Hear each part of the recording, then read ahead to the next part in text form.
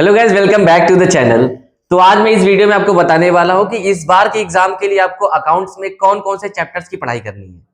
क्योंकि UP board में अलग अलग जगहों पर लोगों ने अलग अलग एक तरह से चैप्टर्स बना रखा हुआ है बच्चों को पढ़ाने के लिए, और कुछ बच्चों को तो पता ही नहीं होता कि हमें इस बार फाइनली एग्जाम में पढ़ना क्या है। तो हम बेसिक स्टार्ट करते हैं शुरू से ही कि आपको कौन कौन चैप्टर इस बार पढ़ाई करनी होगी। इस बार के अकाउंटेंसी में आपको दो पार्ट्स मिलेंगे, हालांकि हर बार ऐसा ही होता है। तो इस बार भी आपको अकाउंटेंसी में दो पार्ट मिलेगा, पार्ट फर्स्ट और पार्ट सेकंड। और दोनों पार्ट से, जैसे इस पार्ट से आपको 50 नंबर मिलेंगे और इस पार्ट से भी आपको 50 नंबर के क्वेश्चन आते हैं, लगभग 2-4 नंबर एक्स्ट्रा हो जाएगा इस वाले से। तो पार्ट फर्स्ट में अगर मैं बात करूं तो सबसे पहले आपका आता है साझेदारी लेखांकन। साझेदारी लेखांकन आधारभूत अवधारणाएं, यानी कि अगर एक पार्टनरशिप का बिजनेस है तो पार्टनरशिप के बिजनेस में आपका मेन अकाउंटिंग काम क्या होता है या फिर पार्टनरशिप होता क्या है। इस चीज को पढ़ने के लिए सबसे पहले ये जरूरी बात होती है कि आप पार्टनरशिप के बारे में जानकारी लो।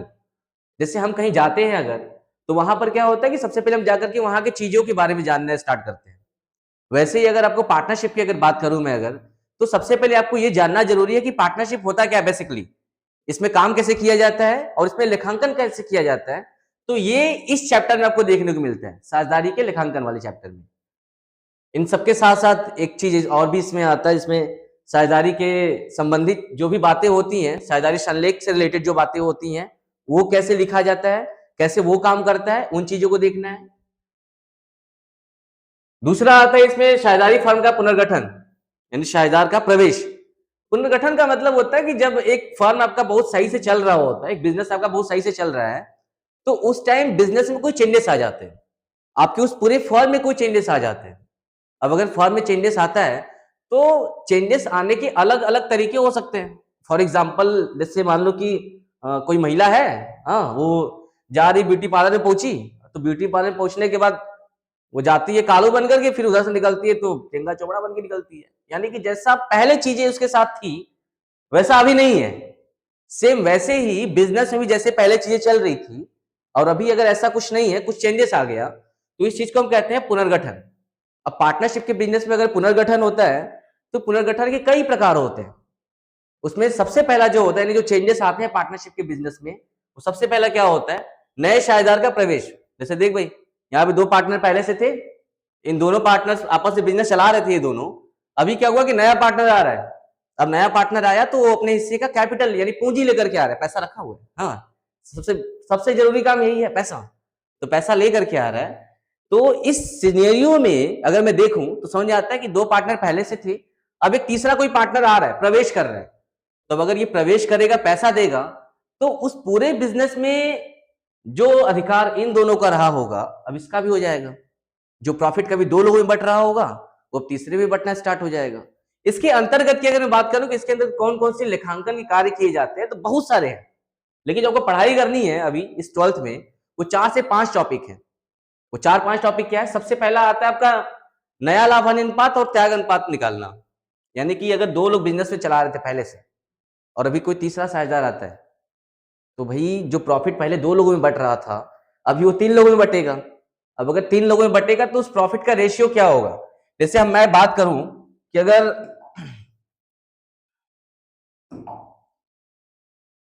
2 साझेदार थे, अगर फर्म को प्रॉफिट हो रहा था 1 लाख रुपए का, और 2 साझेदार बराबर का अगर हिस्सा बांट रहे हैं दोनों, एक को मिल रहा है 50,000 और एक को मिल रहा है 50,000। तीसरा साझेदार आता है, उसको बोला जाता है कि भाई जब अगर तुम हमारे बिजनेस में आते हो तो तुमको 30,000 रुपए का प्रॉफिट दिया जाएगा।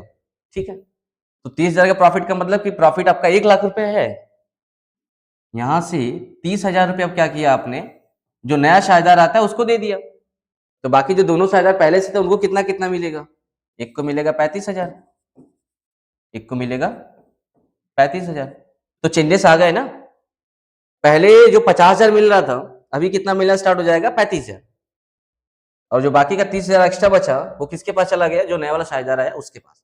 तो ये अगर इसी को हम अनुपात में बताएं कि पहले कितने किस अनुपात में बांटा जाता था और अभी जो 35,000 और 30,000 बांट रहा है ये किस अनुपात में बांटा जा रहा है, तो ये आपको कैलकुलेट करना पड़ता है, लेखांकन करना पड़ता है। तो साझेदारी के प्रवेश के समय कोई नया साझेदार जब प्रवेश करता है तो उस टाइम इसका लेखांकन करना आवश्यक होता है। नए साझेदार के प्रवेश पर नया लाभ अनुपात निकाला जाता है, त्याग अनुपात निकाला जाता है। अभी स्टार्ट करते हैं दूसरा टॉपिक हमारा, जो कि पार्टनरशिप से रिलेटेड है। बात करते हैं कि दूसरा टॉपिक क्या है, नहीं दूसरे कौन सा अकाउंटिंग काम किया जाता है। तो एक आता है ख्याति। आपने नाम सुना होगा, ख्याति के बारे में सुना होगा। ख्याति एक ऐसा टर्म है जिसमें बिजनेस के नाम, वैभव, यश, उसकी बात की जाती है कि किसी बिजनेस का नाम कितना फैला हुआ है। ये बातें आती हैं इस प्रवेश के अंतर्गत। यानी जब कोई शायदा प्रवेश करता है तो ये दोनों कहते हैं भाई हमारे बिजनेस का नाम बहुत पहले से फैल चुका है और हम लोग क्या कर रहे हैं, अभी प्रॉफिट अर्न करना स्टार्ट कर दिए, तो तुमको भी इसी में से प्रॉफिट दिया जा रहा है। लेकिन अगर एक अकेला बंदा अगर बिजनेस स्टार्ट करता है तो उसको तुरंत प्रॉफिट नहीं मिलना स्टार्ट होता है ना। अगर आप एक कोई नया बिजनेस स्टार्ट करते हो तो क्या तुरंत आपको प्रॉफिट मिलना स्टार्ट हो जाता है? नहीं, कुछ टाइम लगता है। आपका नाम बनता है, पहले ख्याति फैलती है, गुडविल बनता है। गुडविल ख्याति एक ही है। हाँ, तो जब गुडविल बन जाता है तब कहीं जाकर के बिजनेस में प्रॉफिट अर्न करना स्टार्ट करते हो। तो अकाउंटिंग के टर्म से देखा जाए तो जो ख्याति वाली बात आती है ना, ख्याति के लिए भी लेखांकन किया जाता है। और ख्याति का लेखांकन कैसे किया जाता है ये भी इसके अंतर्गत आपको सीखना है। तो नए शायदार के प्रवेश पर आपका सबसे पहले नया लाभ अनुपात और त्याग अनुपात निकाला जाता है। ख्याति का मूल्यांकन किया जाता है, यानी वैल्यूएशन किया जाता है कि भाई ख्याति कितनी है हमारी। ख्याति का वैल्यूएट करने के बाद उसको लिखा कैसे जाता है पुस्तकों में, वो देखा जाएगा। अब ख्याति का लेखांकन के 2-3 टॉपिक है इसमें जो कि आपको पढ़ना होता है। यानी पहला चैप्टर आपका जिसमें आपको केवल इंट्रोडक्शन पढ़ना होता है कि भाई बिजनेस में अगर पार्टनरशिप में बिजनेस चल रहा है तो उसमें कैसे हम क्या करते हैं वो सीखना है। दूसरा कि पार्टनरशिप में अगर कोई बंदा नया प्रवेश करता है तो उस टाइम कौन कौन से काम किए जाते हैं, ये दूसरे चैप्टर से पता चलता है। तीसरा हमारा आता है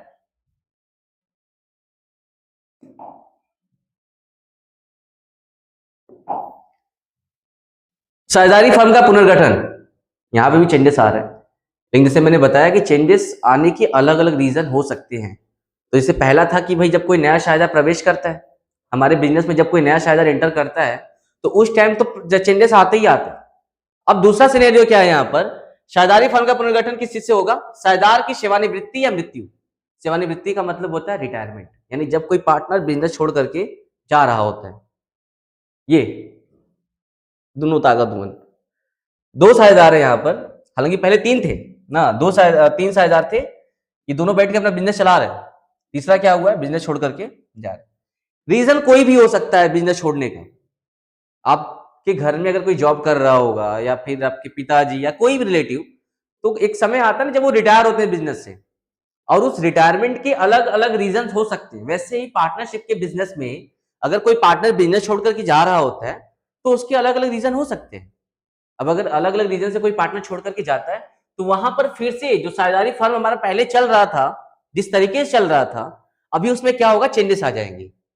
अब वो चेंजेस अगर आते हैं तो उस टाइम अकाउंटिंग कौन कौन से किए जाते हैं, अकाउंटिंग का कौन कौन सा काम किया जाएगा जब कोई साझेदार बिजनेस छोड़ करके जाता है, तो आपको ये सीखना है। बेसिकली देख बच्चों, होता क्या है कि एक पार्टनरशिप अगर आप चैप्टर स्टार्ट करते हो तो आपको प्रॉपरली ये सीखने को मिल जाता है कि अगर आप पार्टनरशिप में बिजनेस कभी करते हो इन फ्यूचर तो उसमें किन किन प्रकार के केसेस आते हैं और कैसे उन सभी केसेस में हम डील करते हैं, कैसे हम आगे बढ़ते हैं, कैसे काम किया जाता है। तो अब अगले चैप्टर की बात करते हैं जिसमें आता है साझेदारी फर्म का विघटन। साझेदारी फर्म का विघटन का मतलब कि आप पार्टनरशिप बिजनेस चला रहे थे और कुछ रीजन से, या तो आपके बिजनेस से प्रॉपर प्रॉफिट नहीं हो पा रहा था या कोई अन्य रीजन था जिसकी वजह से आप क्या किए, अपने बिजनेस को बंद कर दिए, ताला लग गया। पार्टनरशिप का बिजनेस था, इसमें ताला लग गया है। हाँ, तो एक तो चैप्टर ये हो जाता है और इसमें आपको सीखना होता है कि अगर कभी आप पार्टनरशिप बिजनेस को अगर आप बंद करते हो तो उस टाइम कैसे कैसे अकाउंटिंग का काम किया जाता है, कौन कौन सा अकाउंटिंग का काम किया जाता है। आपको इस चैप्टर में ये पूरे अकाउंटिंग को सीखना है। तो बेसिकली इन चैप्टर से, जैसे अगर मैं सभी की बात करूं तो पहले वाले चैप्टर से आपको मिलते हैं 6 नंबर, दूसरे चैप्टर से आपको मिलते हैं 13 नंबर, तीसरे चैप्टर की बात करूं रिटायरमेंट वाले से तो आपको मिलते हैं 13 नंबर, और यहाँ पे जो डिसोल्यूशन है इससे भी 13 नंबर, 13 से 39, लगभग 45 नंबर की। इस पूरे पार्टनरशिप से अगर मैं बात कहूं, आधे से थोड़े से कम नंबर आपको क्या मिलते हैं, केवल पार्टनरशिप से मिलते हैं। ठीक है, अब सेकेंड पार्ट की बात करते हैं। सेकेंड पार्ट में सबसे पहले हमारा चैप्टर जो आता है वो अंश पूंजी के लिए लेखांकन। तो सबसे पहले बात करते हैं कि अंश पूंजी होता क्या है। जैसे कि अगर आप नहीं जानते हो तो एक एग्जाम्पल के थ्रू समझ लो। यहाँ पर मान लो कोई कंपनी है और उस कंपनी को छोटे हिस्से में बात करते हैं। हालांकि सभी कंपनी की जो पूंजी होती है ना, बहुत ज्यादा होती है। हम आपको समझाने के लिए क्या करते हैं, मान लो किसी कंपनी की पूंजी 100 रुपए, तो इस 100 रुपए के हिसाब से कंपनी ने क्या किया, इनको छोटे छोटे हिस्सों में बांट दिया। प्रत्येक हिस्सा कितने का बनाया, 20 रुपए का।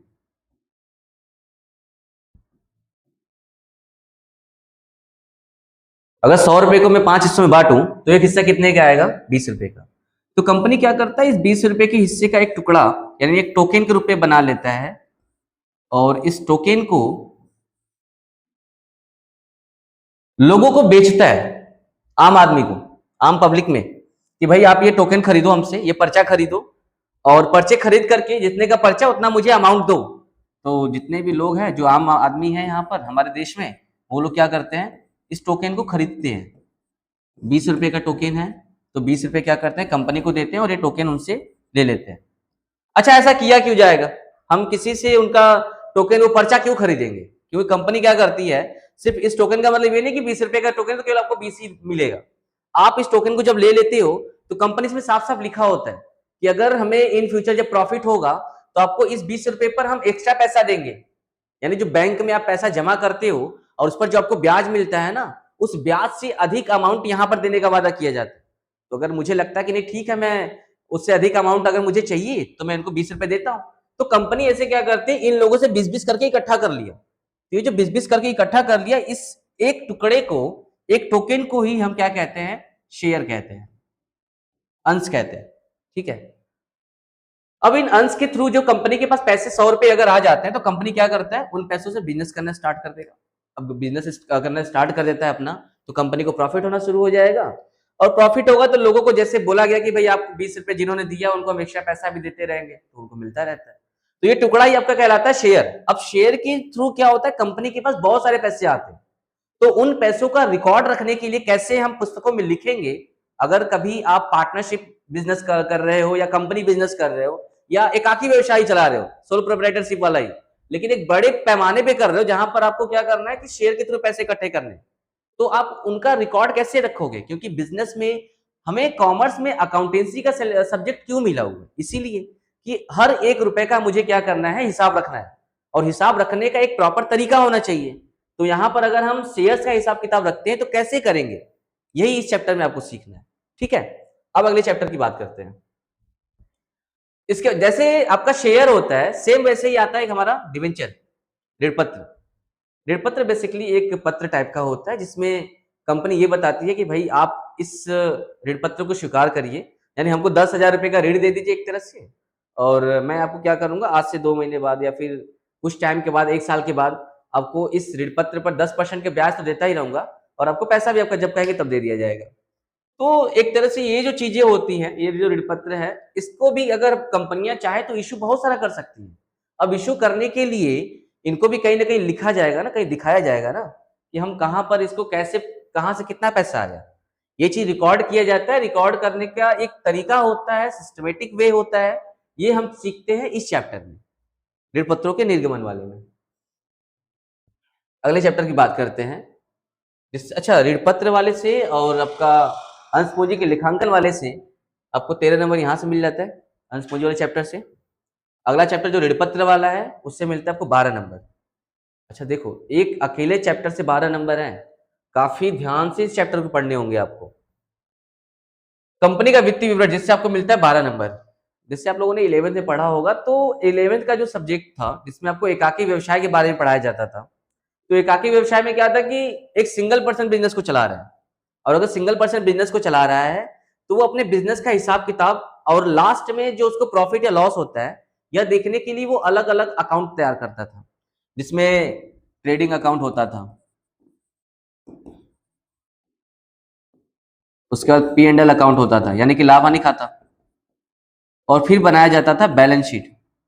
तो ये जो आपका अकाउंट का फॉर्मेट है, इस तरीके से जो आपका हिसाब किताब होता है, ये किन बिजनेस में होता है, जो एकाकी व्यवसाय होता है और जो साझेदारी व्यवसाय होता है। लेकिन अगर किसी कंपनी की बात करूं अगर मैं, क्योंकि कंपनी तो बहुत बहुत बड़े पैमाने पर चल रही है, ऐसा नहीं कि कंपनी केवल एक गांव की आवश्यकताओं को पूरा कर रहा है, एक शहर की आवश्यकताओं को पूरा कर रहा है। आप कभी नोटिस करो तो हम हर वो चीजें जो हमारे आस पड़ोस में मिल रही होती हैं, वो कहीं ना कहीं किसी कंपनी से ही बन करके आई हुई है। हाँ, आप सुबह उठो, सुबह उठते जब ब्रश हम करते हैं, रात को सोने के लिए पिलो, अगर कोई तकिया अगर जो अभी यूज़ करते हो, तो इन सभी चीज़ों को अगर देखें अगर आप, तो कहीं न कहीं वो कंपनी से ही बन कर के आती है।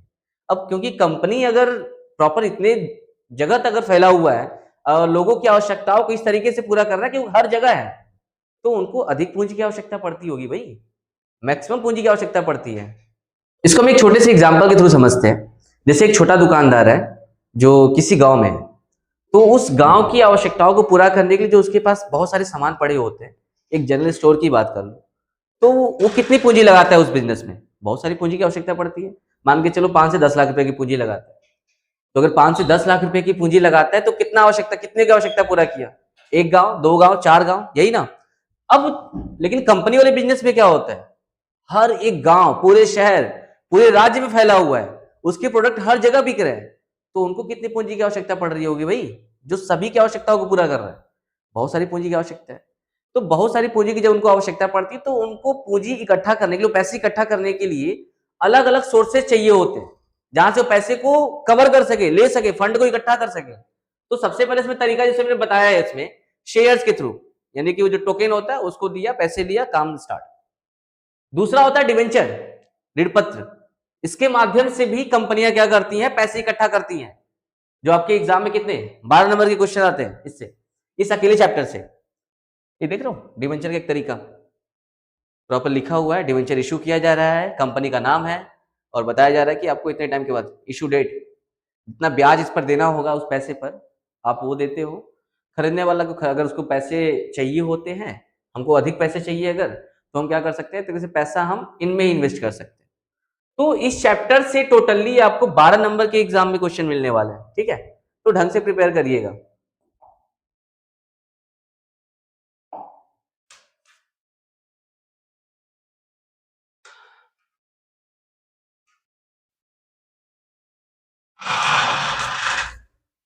आगे की बात करते हैं। कंपनी का वित्तीय विवरण ये हो गया था, कैसे क्या बनाते हैं अपना। लेखांकन अनुपात की बात करते हैं। लेखांकन अनुपात, इसमें ये देखा जाता है, देखो भाई इस पूरे चैप्टर को समझना क्या है।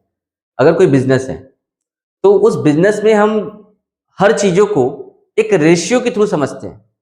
जैसे हमारे बिजनेस में मान लो कि हमने टोटल जो एसेट लगाया हुआ, जो संपत्ति बनाया हुआ है, वो 2 लाख का बनाया है, और जो हमारा दायित्व है यानी कर्जा, वो टोटल है 1 लाख का। तो 2 लाख का संपत्ति और 1 लाख का कर्जा, बेसिकली आपके लिए भी अच्छा है।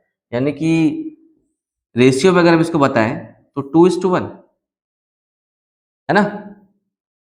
2 हिस्सा हमारा संपत्ति का है, तो उसका 1 हिस्सा कितना हमारा कर्जा है। तो बिजनेस में मैक्सिमम ये देखा जाता है, ये ठीक ठाक है कि कर्जा आपका 1 हिस्सा ही हो और संपत्ति आपका कम से कम दुगुना होना चाहिए, ताकि आप कर्ज को भर लो तो कुछ आपके पास चीजें बच सके। तो ये जो टर्म आता है ना अकाउंटिंग रेशियो, इस पूरे चैप्टर में आपको सब हर चीजों को, चाहे आप प्रॉफिट भी देख रहे हो कि पिछली बार हमारा प्रॉफिट 2 लाख रुपए था, इस बार प्रॉफिट हमारा 1 लाख रुपए है, तो रेशियो में अगर बांटते हो इसका तो 2:1 का रेशियो आता है। पहले का वाला दो रेशियो था, यानी दूसरा का 2 हिस्सा था, अभी कितना है? केवल 1 हिस्सा है। तो इस रेशियो के थ्रू समझा जाता है, और रेशियो ये वाला चैप्टर आपको मिलता है कितने नंबर का? 9 नंबर का। तो बेसिकली आपको पूरे चैप्टर्स में इस तरीके से क्वेश्चन मिलने वाले हैं। और क्योंकि इस बार हम ये पूरे टॉपिक को बढ़िया से एकदम बिल्कुल अच्छे से स्टार्ट करने जा रहे हैं, तो आपको समझ में प्रॉपर ढंग से आएगा, ये हम कह सकते हैं। आप लोग तैयार रहिए, हम लोग इसको जरूर पढ़ाएंगे। धन्यवाद। एक अभी हमारा टॉपिक बचा हुआ है, अकाउंटिंग रेशियो के बाद एक चैप्टर आता है हमारा रोकड़ प्रवाह विवरण, जिसको हम कहते हैं कैश फ्लो स्टेटमेंट। जैसे देखो भाई, हर बिजनेस में कैश बहुत जरूरी होता है। कैश का आना और कैश का जाना, इन दोनों को प्रॉपर रिकॉर्ड करना होता है, क्योंकि कैश ही एक ऐसा चीज है जिनके माध्यम से बिजनेस का नींव रखा जाता है। प्रॉपर जो एक बिजनेस का डेवलपमेंट माना जाता है, वो उनके उस कैश पे ही डिपेंड करता है कि आप कितना जल्दी किन्हीं संपत्ति को बेचकर कैश में कन्वर्ट कर लेते हो। अगर आपको कैश की आवश्यकता पड़ती है तो आप कितनी जल्दी उससे आप उसको कवर कर लेते हो।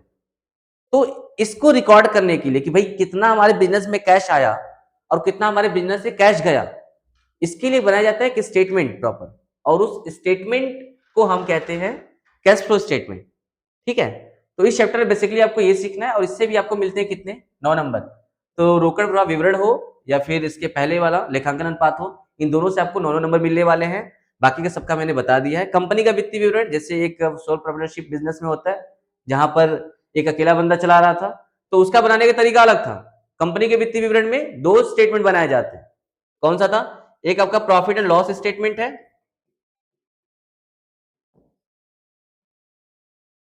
और एक आता है इसमें बैलेंस शीट। तो बैलेंस शीट हो या प्रॉफिट एंड लॉस स्टेटमेंट हो, कंपनी के लिए बनाने के लिए एक इनका एक्ट आता है। आपने कभी पढ़ा होगा तो नहीं, अगर नहीं पढ़ा तो अभी जान लो। कंपनियों के अकाउंटिंग के लिए कंपनीज एक्ट 2013। अब इसमें जो रूल बनाया गया है ना, हमें इसका अकाउंटिंग उस रूल के हिसाब से ही करना होता है। तो बेसिकली आपको इस चैप्टर में ये सीखने को मिलता है, बहुत आसान सा चैप्टर है ये, 12 नंबर आपको आसानी से मिल जाते हैं। ठीक है, तो मिलते हैं अगले वीडियो में। धन्यवाद।